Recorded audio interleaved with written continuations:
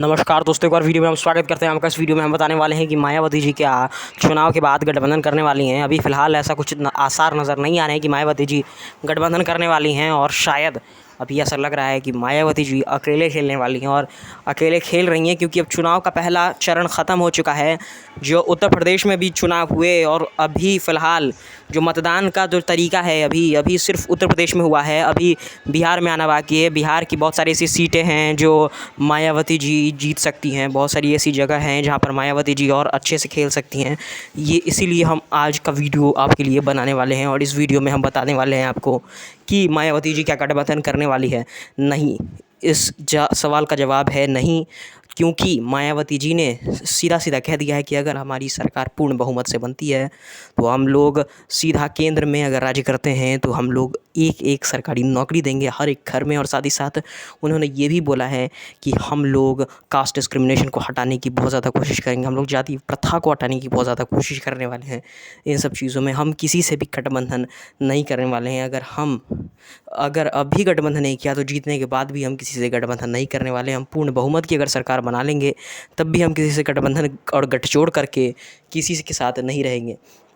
जहाँ पर ये बात आ रही थी कि मायावती जी अगर कुछ सीटें जीत जाती हैं तो कांग्रेस या इंडिया गठबंधन में किसी ना किसी पार्टी के साथ मिल सकती हैं, ऐसा बताया जा रहा था। जहाँ सोनिया गांधी के साथ 2019 में मिली थी वो लोकसभा चुनाव में, वहीं पर अभी फ़िलहाल दोनों तरफ से ही एक बहुत भयंकर स्थिति उत्पन्न हो रही है, जहाँ पर सोनिया गांधी खुद ऐसा कहती हैं कि मायावती जी को लेना चाहिए।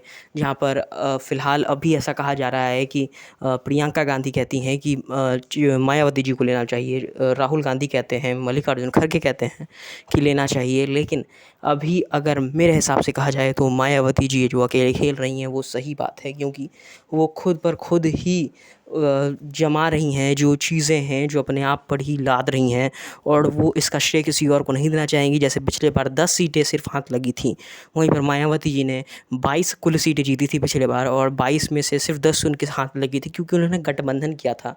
और गठबंधन की सरकार में कभी भी पूर्ण सीटें आपको नहीं मिलती हैं, ऐसा कभी भी नहीं होता है। जो सपा भी जीतेगी तो सपा की भी आधी सीटें बांट ली जाएंगी इंडिया गठबंधन में, बहुत सारे चुनावों में बांट ली जाएंगी, बहुत सारी पार्टियों में बांट ली जाएंगी। यही कारण है कि मायावती जी ने कांग्रेस से, इंडिया गठबंधन से कोई भी ताल्लुक़ नहीं रखा, और इस बार अकेले खेलने की प्रयास की है, और इस बार सिर्फ और सिर्फ खुद के ही लोकसभा में अपने ही मेंबर्स को उतारा है, अपने ही लोगों को उतारा है। उन्होंने आकाश आनंद रैलियाँ कर रहे हैं, गठबंधन की बातें नहीं कर रहे हैं। आकाश आनंद एक बार भी उन्होंने गठबंधन की बातें नहीं सुनाई दी हैं उनके मुंह से। ऐसा लग रहा है कि अभी फ़िलहाल जो दोनों भतीजे हैं, भतीजा और बुआ हैं, वो गठबंधन के मामले में दिख नहीं रहे हैं। आपको कैसा लगा वीडियो कमेंट करके ज़रूर बताएं। धन्यवाद।